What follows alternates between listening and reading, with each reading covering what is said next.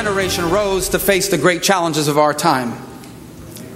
And because we did, there was still one place in the world where who you come from does not determine how far you go. Yes. Because we did, the American miracle lived on. And that was Senator Marco Rubio from earlier today during his announcement that he is running for president, and we continue with Senator Rubio. All right, if you were elected, Hillary would be the first female president, Barack Obama the first black American president, you would be the first Hispanic American president. Should that mean something? Does it mean something? You need to, listen, the presidency is too important to nominate people simply on how you pronounce their last name, where their parents came from. I certainly think it's something for our country to be proud of, but we know that about our country already. In virtually every aspect of life now, you have people in America who are the children of immigrants, who are the descendants of former slaves, who are women and who are young people and who are men, for that matter. And so I think as a nation, we know that that's our identity as a nation, that we are a place of upward mobility and equality of opportunity. And it reminds us that the fundamental challenge before us now is that is eroding for millions of Americans, and we need to restore it. But I most definitely believe that the most important thing we need to do is have the next president of the United States be someone that understands both America's role in the world and government's role in our lives. Yeah. Let me ask you about some of the social issues that will come up, I'm sure, a lot during the campaign, especially the liberal media loves to bring it up as wedge issues and put Republicans on defensive. But you mentioned every American life is sacred in your speech. Do you make any exceptions on abortion, rape, incest, mother's life? I believe that human life is valuable irrespective of the circumstances of its creation and deserve the protection of our law. If I'm president and the only bill that can pass is one that has exceptions, that means we're still going to save millions of lives. But I personally believe, and I've always advocated, that life begins at conception and all human life is worthy of protection.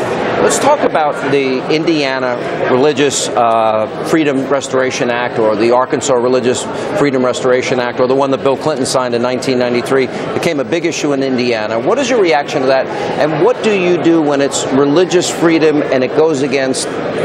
Well, so we need to separate this issue because there's two issues at play. One is discriminating against a person because of that person's background, their preference, their ethnicity. That's wrong. We all believe that's wrong and immoral. So no, I don't believe that a caterer can tell a gay person or a lesbian person, we're not going to offer you services. There's a difference between discriminating against a person and saying, I don't want to offer services to an event.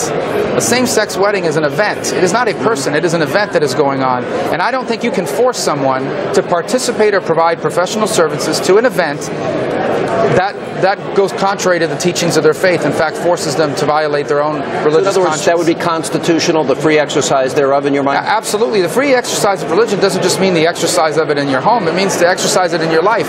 That doesn't mean you can go around discriminating against people. But to decide that I won't participate in an activity, in this case a same-sex wedding, because it violates the teachings of my faith, I think is something that is constitutionally protected. What about Common Core? It's become a big issue. Role of government in education. And I believe the state government and the local governments have an important role to play in education. When I was the Speaker of the House, I promoted things like curriculum reform. I don't think we need a national standard or a federal standard or turning the Department of Education into a national school board. I think we are best served when we have states competing against each other for better quality, for better standards, for better curriculum. And I fear the Common Core is already being used by the Department of Education as a stick, not as a carrot, to force local school districts to adopt the standards they want them to have. Let's talk about, do you think America has an issue of a race problem? And by that I mean Trayvon Martin, George Zimmerman, Ferguson, Missouri, this recent shooting by a police officer of an unarmed man running away. Do you think we have racial problems? Every case is different. And so my point is, yeah, there are millions of I've spoken to millions of young African Americans who feel as if they are targeted by the police. They've had experiences with the police that they're very concerned about. Quite frankly, Sean, I've seen it. I've witnessed it myself. And not necessarily with police, but maybe a friend of yours that you go to a store or something and you hear the stories when they come back that they were followed around because of so forth. And that's problematic, and we need to admit that. By the same token, not every instance that involves, unfortunately, an African American victim and a white police officer or a person is necessarily indicative of a race problem. And so we need to be careful about that. But at the end of the day, we have to recognize that there are millions of young African Americans in this country who do feel like they're treated differently, both by law enforcement and sometimes by individuals, and that's something we have to acknowledge and address. How does the Republican Party get more black Americans, more Hispanic Americans, more women? In other words, in most elections, Barack Obama, the last 2 presidential elections, received 90-some-odd% of the black vote in America. When An agenda of equality of opportunity and upward mobility, an agenda that says we're going to help the people who are trying to get ahead. We are always a country where no matter where you start out, you should be able to go as far as your talent and your work will take you. That's an agenda that applies to all Americans, irrespective of your heritage or your background or where you came from. Now, and so I don't necessarily believe that we need to tailor messages for one ethnic group versus another. No gender identity politics. Again, I just think that equality of opportunity applies across the board. In fact, a disproportionate number of people who are suffering from opportunity inequality happen to be young single women and people that come from minority communities. They would most stand to benefit from a limited government, free enterprise agenda that will give them a chance to achieve their version of the American dream. We'll take a break. We'll come back. When we come back, it's your turn to ask Senator Marco Rubio questions. You've been sending them to us all day via Facebook and Twitter. We'll ask some of them when we come back as Hannity continues from beautiful Miami. The workers in our hotel kitchens, the landscaping crews in our neighborhoods, the late-night janitorial staff that clean our offices, and even the bartenders who tonight are standing in the back of a room somewhere in America. If their American dreams become impossible, we will have just become another country. The lightest or nothing. The smartest. And welcome back to Hannity now. Thank you. You've been sending us your questions all day, but you'd like us to ask Senator Rubio on Facebook and on Twitter. So we're going to start with Claire, who writes us on Facebook. She writes, are you prepared to repeal Obamacare and fully stop illegal immigration? 2 separate issues. First of all, Obamacare needs to be repealed and replaced. And we've already begun the process of explaining to people we're going to get rid of Obamacare and replace it with the opportunity to buy health insurance of the kind you want with your pre-tax money from any company in America across state lines that will sell it to you. And I imagine what they're asking about the executive amnesty. Right. In essence, absolutely, that would be reversed. It needs to be reversed. And the reason, especially the latest one, needs to be reversed is because it undermines our system of legal immigration. It makes it more difficult to modernize that system, and it encourages people to come here illegally. A lot of conservatives have been frustrated. I was speaking with this woman behind me with this beautiful baby right here, and she was asking about Mark Levin's idea in his book, the Liberty Amendments, about the Convention of the States. In other words, constitutionally, a way to change the Constitution in some ways, but the states have to be involved in it. What's your reaction to that? So, first of all, I think Mark's idea is a very interesting and brilliant one, really, as he is a very intelligent person. Yeah. I think ultimately that's what I always warn my colleagues is going to happen. If we don't figure out a way to balance our budget and reduce regulations and get our fiscal house in order, the people through the states are going to do it for us. And then there won't be any more deficit spending around here to have. And that's why entitlement reform is so critical for us as a country. We're running out of time to do it ourselves. Would you want means testing? Yeah, I think a combination of things. For example, you can change the way you index the benefit on these sorts of things. Look, it's going to have to look different. The way Medicare works is going to have to look different for my generation. Not for my mother, not for her generation, not for the people that are on it now. Old people like me.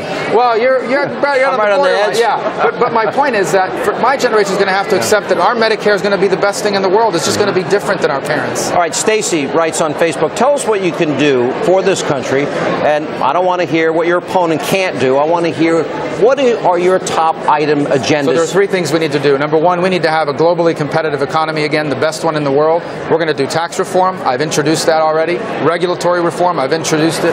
Fully utilize our energy resources and balance our budgets through entitlement reform in combination with economic growth. That will make us the best economy in the world.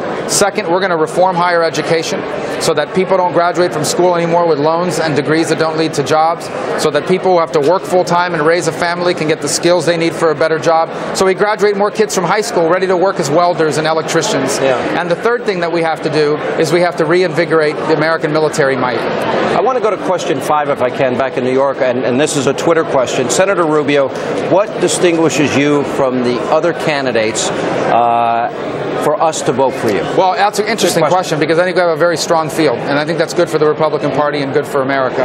And as we go through this process of having a campaign and having debates, people will see what the differences are. I will say this. I am prepared to debate foreign policy with anyone else running on this race. I am prepared. We've outlined a very specific and detailed policy proposal. We don't just have speeches. We can tell you specifically what laws we would pass or repeal on each one of these issues. I think that distinguishes us. It's interesting. You said this is something you do as president, but not as senator.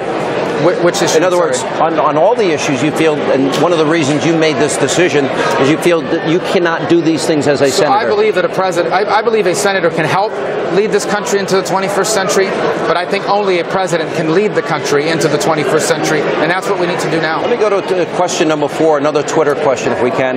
Marco Rubio, @MarcoRubio is your Twitter handle. America has lost respect worldwide. How do we restore that in the international That actually almost begins on day one with the change of leadership if you have the right leader take over. It makes it very clear we are committed to our allies around the world. It is good to be America's friend. It is bad to be our enemy. Second, reinvigorating our military capabilities. We are gutting our military capability in this country right now, and that has an impact on the way the world views us. But we need to reinvigorate our alliances with NATO, in Asia, with the democracies of Latin America. We need a missile defense shield in Europe. We need a missile defense shield on both the east and west coast of the United States. We need a new long-range bomber. We need a new nuclear submarine capability. These are the sorts of things that will almost immediately change the perception of the world with regards to the United States. All right, we got to take a break.